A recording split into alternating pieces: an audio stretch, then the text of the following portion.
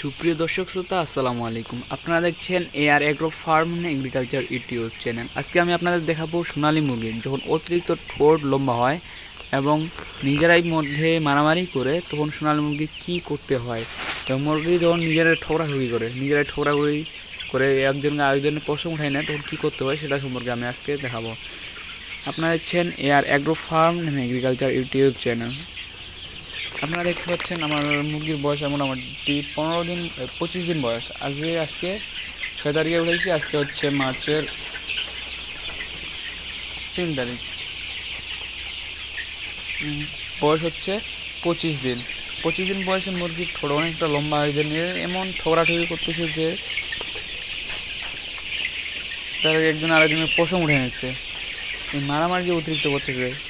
এখানে একটা মুরগি এখানে মারামারি করতেছে। মারামারি অতিরিক্ত করলে আপনারা কী করবেন, মারামারি করলে কী করবেন এবং কী এর পদ্ধতি সম্পর্কে আমরা। ঠোঁট যখন অতিরিক্ত লম্বা হয় তখন একটু ছুচালো রকমের হয় এবং মুরগি ওই অতিরিক্ত ঠোঁট লম্বার কারণে খাইতেও অসুবিধা হয়। আজকে এই মুরগিগুলোর ঠোঁট ছেঁকা দেওয়া হবে বা ঠোঁটগুলো কাটা হবে। আপনাদেরকে আমি দেখাচ্ছি একটা মুরগি সরাসরি ধরে একটা মুরগি দেখাচ্ছি কি করে মুরগির ঠোঁটটা কতটুকু লম্বা হয়েছে। দেখতে পাচ্ছেন আমি একটা মুরগি ধরছি। মুরগিটা এই মুখের দিকে লক্ষ্য করেন। মুখের দিকে এই ঠোঁটটা দেখেন অতিরিক্ত একটু লম্বা, একটু ভাঁজ হয়ে গেছে।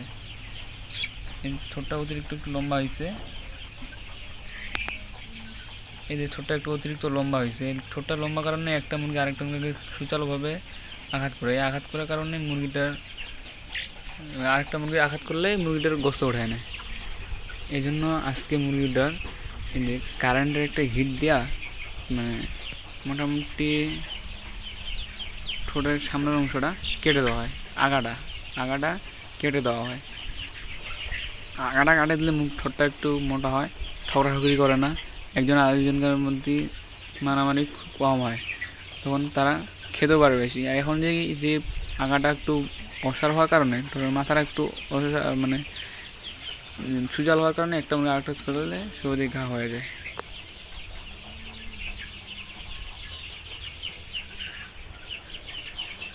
ঘা হয়ে যায়, তাই মুরগিটি অসুস্থ হয়ে যায়, অন্য একটা মুরগি অসুস্থ হয়ে যায়।